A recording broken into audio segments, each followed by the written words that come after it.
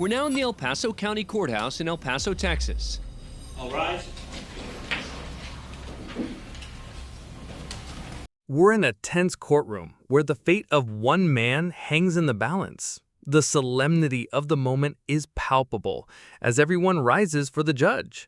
This isn't just a regular hearing, it's the culmination of a decades-long legal battle. Can you feel the weight in the air? Please be seated. The record should reflect the attorneys for the state, the attorneys for the accused are present in the courtroom. The man you see here is 41-year-old The court Daniel has Villegas, received a message accused from of the killing jury 2 teens in indicating that they've 1993 reached a verdict. when he was just The man on trial is Daniel Villegas. At just 16 years old, he was accused of a heinous crime, killing 2 teenagers. Think about that for a second. His entire life was upended before he even became an adult. The prosecution, the accusers, the accused, they're all here, waiting for a verdict that will either set him free or send him back to prison for life. 16. At that time, without an attorney or his parents present, Villegas says he was coerced by an El Paso detective into confessing to the murders. Despite recanting the confession hours later, it became a key piece of evidence for the prosecution. The central issue here is a confession Villegas says was coerced. At 16, he was questioned without a lawyer or his parents present. Imagine the pressure. He was just a boy. He claims he was manipulated into confessing, and though he took it back hours later, that confession became the key piece of evidence used against him. This is a classic example of how a moment of vulnerability can define a person's future. Do you think a confession given under such circumstances should be admissible? Are present in the courtroom. The court has received a message from the jury indicating that they've reached a verdict. Villegas has been on trial 3 separate times for this crime and has maintained his innocence throughout. Let's bring the jury in. His first trial in 1994 ended in a mistrial due to a hung jury. A 1995 retrial ended with a conviction for capital murder, and Villegas was sentenced to life in prison. The judge reveals that the jury has reached a verdict. This isn't the first time Villegas has faced this moment. He's been on trial not once, not twice, but 3 separate times for this same crime. His first trial ended in a hung jury, the second in a conviction that put him in prison for 18 years. He's already served nearly 2 decades of his life behind bars for a crime he says he didn't commit. This isn't just a trial. It's a saga of a man fighting for his innocence against the system that has already failed him. After spending 18 years in prison, that verdict was thrown out in 2013 because of ineffective assistance of counsel. Villegas was released in January of 2014 and has remained out on bond as he awaited a 3rd trial. During that time, he fathered 2 children.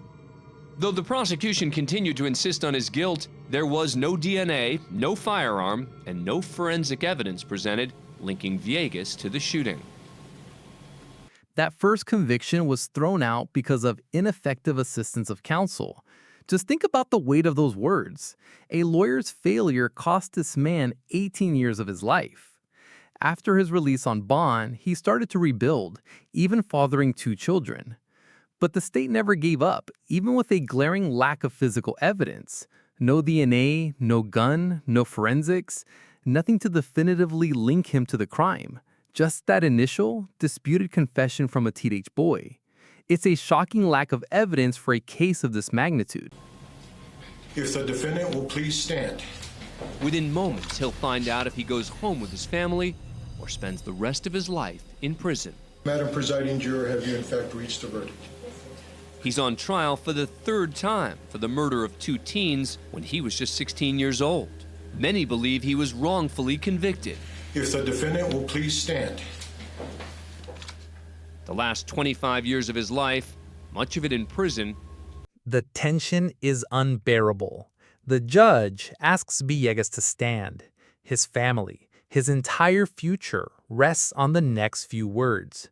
The past 25 years of his life, A quarter of a century, much of it spent in a prison cell, has all been leading up to this moment. Will he finally get justice? Or will the system double down on a conviction many believe was wrongful? Has all led up to this moment.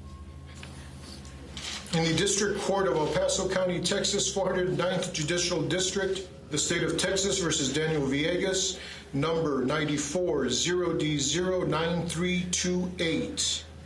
Verdict Form B. We, the jury, find the defendant Daniel Villegas not guilty of...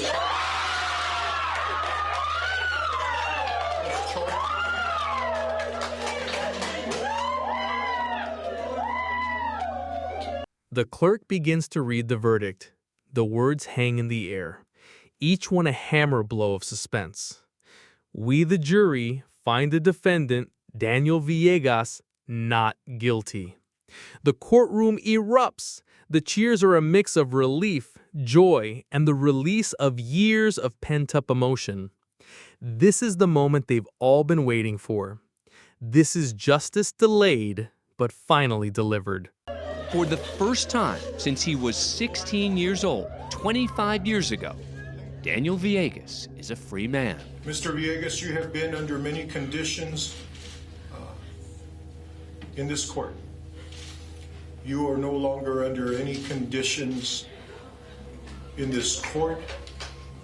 You are free to leave. For the first time in 25 years, Daniel Villegas is a truly free man. The judge officially releases him from all court conditions. No more bonds, no more trials, no more legal limbo. He can finally go home to his family and live his life on his own terms. It's a powerful, emotional ending to a tragic chapter. Good luck to you.